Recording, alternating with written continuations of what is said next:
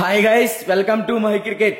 Guys, IPL లో match number 43 Delhi Capitals versus Mumbai Indians మధ్య April 27వ తారీఖు మధ్యాహ్నం 3:30 ఢిల్లీలో జరగబోతుంది. కంటెంట్ లోకి వెళ్లే ముందు ఇంకా ఎవరైనా మన ఛానల్ ని సబ్స్క్రైబ్ చేసుకోకపోతే వెంటనే సబ్స్క్రైబ్ చేసుకోండి.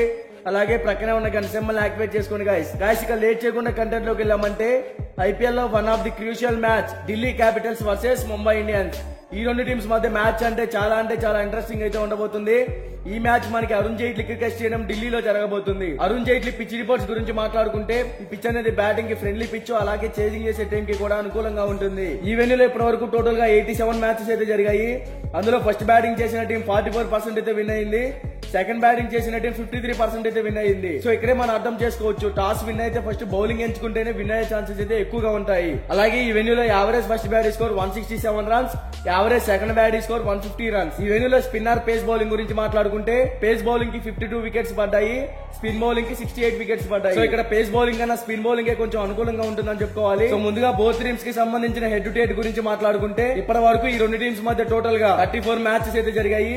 అందులో ముంబై ఇండియన్స్ 19 మ్యాచెస్ అయితే విన్ అయింది, ఢిల్లీ క్యాపిటల్స్ 15 మ్యాచెస్ అయితే విన్ అయింది. హెడ్ టు హెడ్ రికార్డ్స్ లో కొంచెం ముంబై టీమ్ కే ఫేవర్ గా ఉందని చెప్పుకోవాలి. లాస్ట్ 10 మ్యాచెస్ లో చూసుకుంటే ఢిల్లీ క్యాపిటల్స్ కేవలం 3 మ్యాచెస్ మాత్రమే విన్ అయింది, ముంబై ఇండియన్స్ 7 మ్యాచెస్ అయితే విన్ అయింది. ఈ రెండు టీమ్స్ మధ్య ఆల్రెడీ ఈ సీజన్ లో ఒక మ్యాచ్ అయితే జరిగింది, అందులో ముంబై ఇండియన్స్ టీమే విన్ అయింది. ఇక బోత్ టీమ్స్ కి సంబంధించిన ప్లేయింగ్ 11 గురించి మాట్లాడుకుంటే ఢిల్లీ క్యాపిటల్స్ ఓపెనర్స్ గా Prithvi Shaw, David Warner, one down లో జాక్ ఫ్రాజర్, మిడిల్ ఓవర్స్ లో Axar Patel, Shai Hope, Abhishek Porel, Rishabh Pant, Stubbs. Bowling side చూసుకుంటే నోట్రెస్, కుల్దీప్ యాదవ్, ఖలీల్ అహ్మద్, ముఖేష్ కుమార్. ఈ టీం బ్యాటింగ్ పరంగా ఎక్సలెంట్ గా కనపడుతుంది. పృథ్వీ షా, జాక్ ఫ్రాజర్ వీళ్ళిద్దరు కూడా మంచి ఫామ్ లో అయితే ఉన్నారు. పవర్ ప్లే లో ఒక పెద్ద స్కోర్ అయితే బిల్ చేయగలుగుతారు. తర్వాత అక్షర్ పటేల్ లాస్ట్ మ్యాచ్ లో వన్ డౌన్ లో వచ్చి ఒక పెద్ద స్కోర్ అయితే బిల్ చేశాడు. మిడిల్ ఓవర్స్ లో స్టబ్స్, పంత్, అభిషేక్ పోరల్ ఇలా ముగ్గురు కూడా టీమ్ కి 100% ఎఫర్ట్స్ అయితే పెడుతున్నారు. బౌలింగ్ లో కుల్దీప్ యాదవ్, రషీద్ సలాం మంచి పర్ఫార్మెన్స్ అయితే ఇస్తున్నారు. రషీద్ సలాం లాస్ట్ మ్యాచ్ లో 3 వికెట్స్ ఆల్ తీసి మంచి ఫామ్ లో కూడా కనపడుతున్నాడు. ఓవరాల్ గా ఈ టీం టాస్ గెలిచినా ఓడినా ఫస్ట్ బ్యాటింగ్ కనుక చేస్తే కంపల్సరిగా 200+ టార్గెట్ అయితే సెట్ చేయాల్సి ఉంటుంది.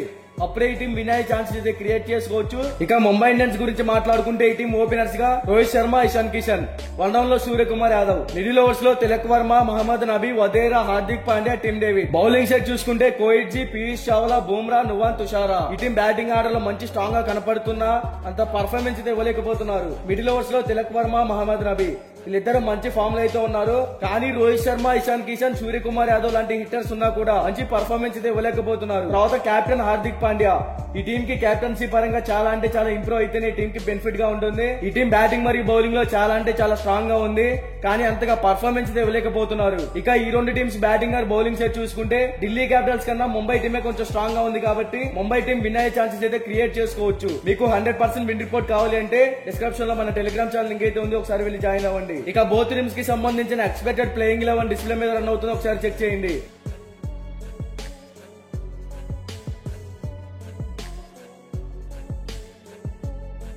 మీకు ఈ వీడియో నచ్చినట్లయితే లైక్ చేయండి, కామెంట్ చేయండి, సబ్స్క్రైబ్ చేసుకోండి. అలాగే ప్రక్కనే ఉన్న గంట సింబల్ యాక్టివేట్ చేసుకోండి. Thank you for watching.